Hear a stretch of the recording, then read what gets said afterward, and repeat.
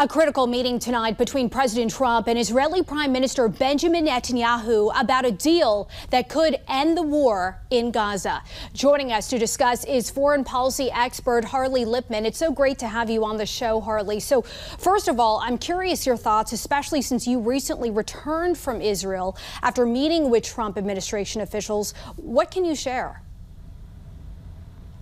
Well, it looks really good this time. It looks very, very likely that actually there is going to be a ceasefire in Gaza and relief for, if not all the hostages, a large number.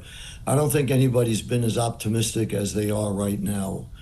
So looks very good for a much better outcome. And I could share with you why I think this is, to give the viewers a bit of perspective. It's because President Trump has unique opportunity to reshape history now in a way that we haven't seen in more than 100 years. The United States and Israel are at their apex of perceived political, military, economic power. Everybody wants to be with the winners. The Arab nations saw that Iran lost to Israel in 12 days.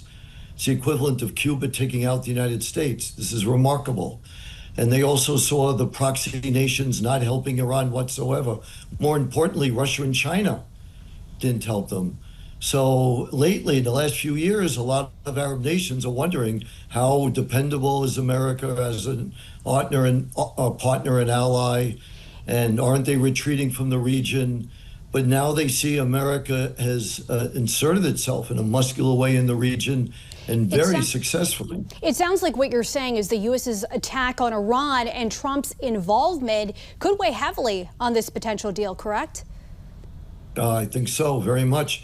The United States is in the strongest position right now, and there's a lot of leverage. I'm very hopeful that President Trump is going to transform the Middle East by adding new Arab nations to the Abraham Accords, starting with Syria, then Lebanon, and then Qatar, and other nations to follow. I think this is really all groundbreaking. I only have a few more seconds here, Harley, but given Netanyahu has called for the full elimination of Hamas and for them to go into exile, something it won't do, is a lasting ceasefire even possible?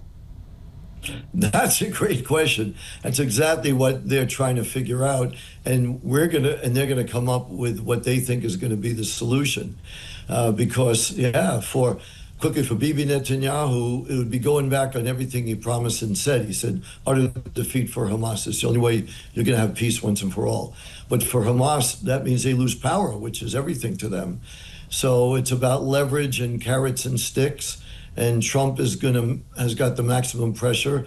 I think Hamas is also afraid right now, given what has happened to their other allies, and they have been decimated and weakened. So there's a lot of hope here.